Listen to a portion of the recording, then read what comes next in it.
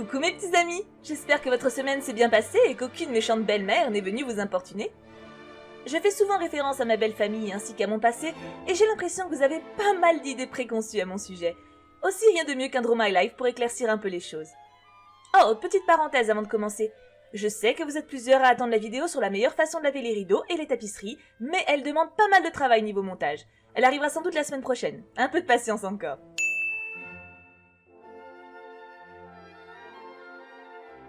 Ma vie a commencé de la plus charmante des manières. Mes parents étaient les plus adorables du monde, et quand je pense à mes premières années sur cette terre, je m'imagine un peu comme dans un cocon fait d'amour et de tendresse. J'ai très peu de souvenirs de ma mère, elle nous a malheureusement quittés alors que j'étais encore très jeune. Mais l'image de son visage souriant m'a toujours aidé à avancer lorsque la vie était compliquée. Mon père et moi étions extrêmement complices. Il passait beaucoup de temps avec moi, nous nous promenions à cheval, nous lisions ensemble le soir, il m'a même appris à danser et à composer quelques airs au clavecin. Il chantait souvent quand il se sentait heureux.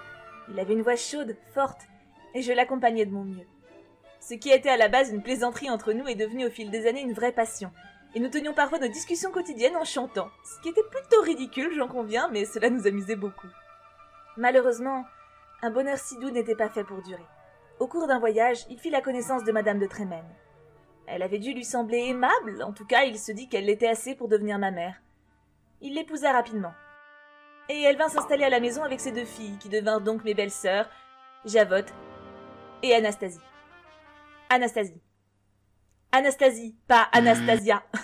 Je préfère insister sur ce point parce que vous êtes plusieurs à m'avoir fait des commentaires à son sujet en vous trompant. Je ne parle pas de ma copine d'amour, qui est princesse de Russie et qui adore les boîtes à musique. Non, non, je parle de ma belle-sœur. Une lettre d'écart et pourtant tellement de différences de caractère.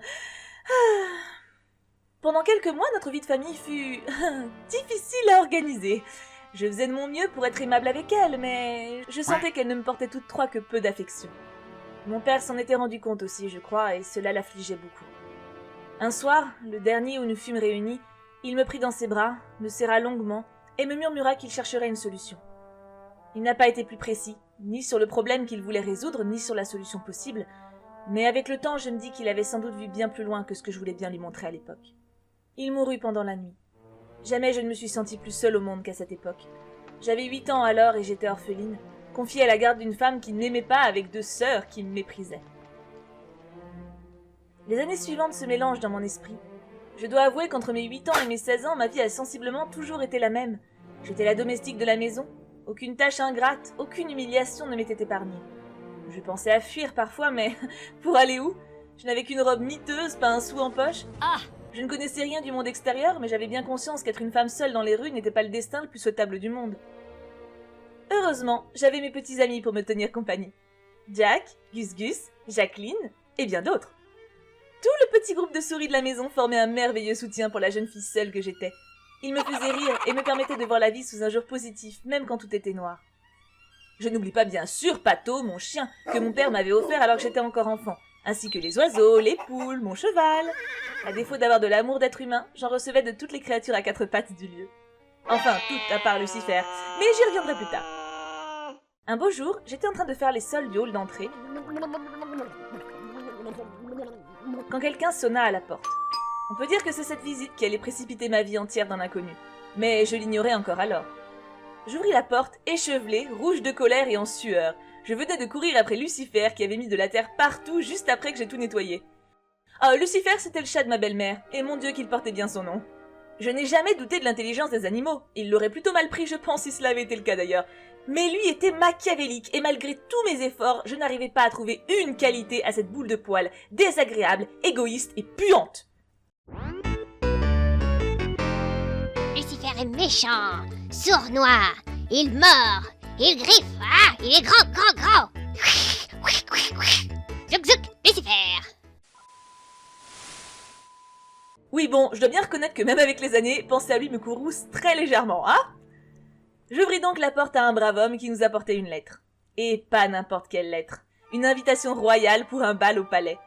Je l'apportai immédiatement à ma belle-mère et à ses filles, qui étaient en train d'essayer de chanter, et mon Dieu, dans quelle frénésie cela les plongea. Elles me donnèrent immédiatement une montagne de tâches à réaliser, le bal étant le soir même. Oui, je ne pensais pas ça possible non plus, mais il faut croire que le roi avait vraiment envie de voir son fils danser, hein? J'avais du coup tout à réaliser en un temps record, mais pour une fois je pris la parole. L'invitation désignait toutes les filles à marier, et même si cela les gênait et qu'elles préféraient me voir à l'autre bout de la planète, eh bien j'étais également concernée. À ma grande surprise, ma belle-mère accepta ma remarque et me signala, avec plus d'amabilité que de coutume, que si toutes mes tâches étaient accomplies, elle m'emmènerait avec elle. Je n'en revenais pas alors, et je me sentis pleine de reconnaissance envers elle. J'étais tellement naïve. Le cœur humain est bien tendre pour se laisser attendrir par une goutte de bonté au milieu d'un océan d'humiliation. Je travaillais si dur ce jour-là. J'étais censée préparer ma robe en même temps, mais ce fut impossible. Anastasie et Javotte me couvrirent de tâches, plus ridicules les unes que les autres, juste pour que je n'ai pas une seule seconde à moi. Je me souviens n'avoir même pas eu le temps de boire un verre d'eau de l'après-midi. Le soir venu, je montais dans ma chambre le cœur lourd. Ma famille se préparait alors que je n'avais rien pu faire pour avoir une tenue décente pour moi.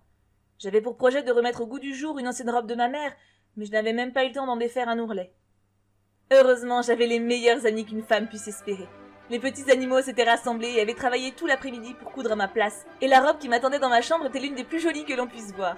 Je sais que c'est compliqué à imaginer, des souris et des oiseaux qui font de la couture, pourtant je vous assure qu'ils ont une sacrée technique. S'ensuit alors l'un des moments les plus pénibles de toute ma vie. J'appréhende de vous en parler car rien que d'y songer, les larmes me montent aux yeux. Je descendis les marches dans ma belle robe, folle de joie à l'idée de pouvoir aller au bal. Jamais mon bonheur ne fut réduit à néant de manière plus efficace. Ma belle-mère s'avança vers moi alors que j'atteignis le bas des marches et vit remarquer que je portais des affaires qui ne m'appartenaient pas. Anastasie et Javotte ne se le firent pas dire deux fois. Ce fut pour elles l'occasion de sortir toute leur aigreur et leur haine à mon égard. Elles se jetèrent sur moi et en quelques instants, je ne portais plus que des haillons. La robe de ma mère était en lambeaux, tout comme mon cœur à ce moment-là. Rendez-vous compte, je passais de la tristesse de ne pas pouvoir aller au bal, à la joie de voir la robe de ma mère restaurée, m'offrant ainsi la chance de pouvoir finalement m'y rendre, pour finalement repasser à la solitude la plus profonde. J'étais seule dans le hall de ce qui était jadis ma maison, à entendre ma belle-mère me souhaiter une bonne soirée avant de fermer la porte derrière elle. C'en fut trop. À cet instant, je ne croyais plus en rien et me mis à courir, en larmes, jusqu'à l'endroit où j'allais souvent avec mon père dans notre jardin. Je m'écroulais sur son banc et pleurais comme je n'avais encore jamais pleuré. Je crois que toute ma souffrance accumulée pendant toutes ces années se manifestait à cet instant. Alors que je reprenais mon souffle entre deux sanglots, j'entendis une voix attendrie m'interpeller. « Eh bien, ma chérie, sèche-moi vite ces grosses larmes. Si tu avais vraiment perdu tout espoir, je ne serais pas là.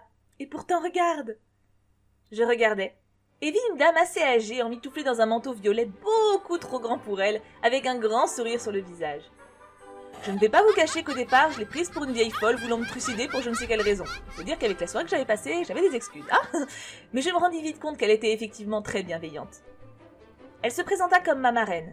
Enfin, plus exactement, comme ma marraine, la bonne fée. Bon, à ce moment-là encore, j'ai eu un petit sursaut de frayeur en pensant à ma chère copine Blanche-Neige que je ne connaissais que de réputation à ce moment-là. Je savais que faire confiance à une vieille dame pouvait s'annoncer périlleux. Mais elle me montra bien vite que mes craintes étaient infondées.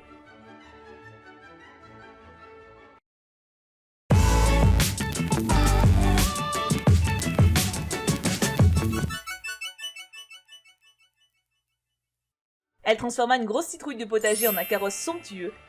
Mes petits amis animaux devinrent l'attelage. Et mes haillons se transformèrent également en une somptueuse robe d'organdi. Alors, juste pour info, l'organdi, c'est une mousseline de coton légère et apprêtée. Voilà, merci Wikipédia. Je ne savais pas moi-même exactement ce que c'était, je dois dire. Je répétais bêtement ce que m'avait dit ma marraine à cet instant, mais nous avons maintenant tous appris quelque chose. Alors je me doute que vous allez vous dire que j'ai sans doute sniffé trop de produits ménagers, mais je vous assure que cela s'est bien passé comme ça. Je n'y croyais pas moi-même à vrai dire. Comme quoi, même quand on baisse les bras et qu'on pense que plus rien de bien ne pourra jamais nous arriver, on peut toujours être surpris. Le carrosse m'emporta au bal en 2 temps 3 mouvements, mais cela ne m'empêcha pas d'arriver bien après tout le monde. Ma marraine s'était manifestée assez tardivement dans la soirée, donc bon, notez que je lui reproche rien, c'est un constat. Même si je me suis déjà demandé où elle était pendant les 10 ans où j'ai galéré en tant que servante dans ma propre maison. Mais laissons cela. Une fois arrivée au château, je fus très impressionnée. Tout était si luxueux, si immense.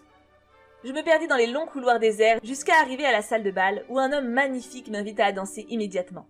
Bon, là vous avez le droit de vous moquer, je n'ai pas du tout tiqué que c'était le prince. En même temps, il ne m'en a rien dit. Pourtant, nous avons discuté un long moment après notre danse en nous promenant dans les jardins. Il m'a parlé de sa passion pour les chevaux, de son père qui avait un caractère difficile, mais à aucun moment il n'a mentionné qu'il était prince. Cela dit, je n'ai pas pensé à lui donner mon prénom non plus, donc on va dire qu'on est quitte niveau cervelle de moineau, hein? Oups, je voulais pas manquer de respect à mes amis oiseaux avec cette expression, bien sûr. Je dus partir comme une voleuse alors que minuit sonnait. En effet, j'ai oublié de vous le préciser plus tôt, mais le sortilège de ma marraine ne durait que jusqu'à minuit. Elle ne devait pas avoir assez de pouvoir pour aller jusqu'à 1 heure, je suppose. Je devais avoir assez peu confiance en moi alors en y repensant, mais je ne pensais pas qu'il pourrait m'aimer avec mes haillons. Pour ma défense, j'ai passé 10 ans de ma vie à être humiliée nuit et jour. La confiance en soi ne vient pas comme une envie de laver ses fenêtres. J'ai réussi à atteindre la maison juste avant que le sortilège ne se termine. Il ne me restait plus rien de ma belle toilette, à l'exception d'une de mes chaussures, une pantoufle de verre de toute beauté. Je ne pouvais rien faire d'une seule chaussure, mais décidai immédiatement de la garder en souvenir de cette magnifique soirée. J'avais perdu l'autre en descendant les marches du palais dans ma fuite. Sur le moment, ce fut un regret, mais au final, heureusement que ce fut le cas. Mon prince se mit en quête immédiatement de me retrouver et envoya ses hommes à travers tout le royaume pour faire essayer la chaussure à toutes les demoiselles y habitant. Heureusement que le soulier était magique, sinon il aurait dû rencontrer toutes les filles portant du 38, ce qui aurait légèrement retardé nos retrouvailles, hein. J'appris la nouvelle par ma belle-mère, qui était toute excitée à l'idée de pouvoir marier l'une de ces deux abominables filles en faisant si peu d'efforts. J'appris donc en quelques phrases que petit 1, l'homme avec lequel j'avais dansé était le prince. Petit 2, il était fou de moi. Petit 3, il voulait m'épouser. Petit 4, le grand-duc arriverait chez nous pour faire essayer la pantoufle dans quelques heures. Et c'est là que je ne fus pas maline. Mes belles-sœurs me donnèrent des ordres pour que je les aide à s'habiller, comme d'ordinaire, mais sur mon petit nuage, je refusais et montais me préparer moi-même dans ma chambre. Ma belle-mère a des milliers de défauts, mais la bêtise n'en a jamais fait partie. Elle a compris, vu mon état de rêverie, ce qu'il en était, et vint m'enfermer à double tour pour que je ne puisse pas rencontrer le duc. Je ne dus mon salut une fois encore qu'à mes petits amis, qui se débrouillèrent pour récupérer la clé et me la ramener pour que je puisse sortir de ma prison. Je ne sais toujours pas comment ils s'y sont pris, mais il y a des choses qu'il vaut mieux ne pas savoir, je pense. La pantoufle, bien évidemment, m'alla sans aucun problème, et je fus rapidement menée auprès de mon prince. Le bonheur que je ressentis en le revoyant me montra assez clairement que mes sentiments étaient véritables. Mais nous prîmes néanmoins quelques semaines avant de nous unir. Je lui avais fait cette demande, ayant encore la situation de mon père trop en tête pour ne pas en tirer d'exemple. Nous apprîmes à nous connaître, nous complétant à merveille en chaque chose et respectant nos différences. Il symbolisa vite pour moi la liberté et la joie. Notre mariage fut grandiose et je devins ainsi une princesse. Mon seul regret ce jour-là fut que mon père ne puisse pas être présent, mais je pense encore maintenant qu'il nous regardait de là où il était et qu'il était heureux pour moi. Bien entendu, mes petits amis sont toujours à mes côtés, vous les voyez assez souvent en vidéo avec moi et ils ne me quitteront jamais. Quant à ma belle-mère et mes demi-sœurs, elles ont quitté le royaume, et je ne sais pas du tout ce qu'elles ont pu devenir. J'ai parfois une terreur enfantine quand je pense à elles, mais j'ai bon espoir que cela disparaisse complètement avec le temps. J'ai un prince merveilleux comme époux, des animaux qui ne m'abandonneront jamais, et je vous ai aussi. Je ne pensais pas qu'en faisant des tutos sur le ménage, je rencontrerais un tel succès, mais comme quoi, chaque expérience négative peut finalement apporter quelque chose de bon. J'espère que cette vidéo vous a plu, on se retrouve très vite, et en attendant, je vous envoie des milliers de baisers. Oh, j'allais oublier! Si vous aimez ce format de Draw My Life, vous pourrez en retrouver un autre dans quelques semaines, sur la chaîne de Sanoga. Il paraît que c'est un instituteur assez spécial qui prendra la parole. Vous pouvez essayer de deviner de qui il peut s'agir dans les commentaires, ce sera moins délicat que de changer une citrouille en carrosse.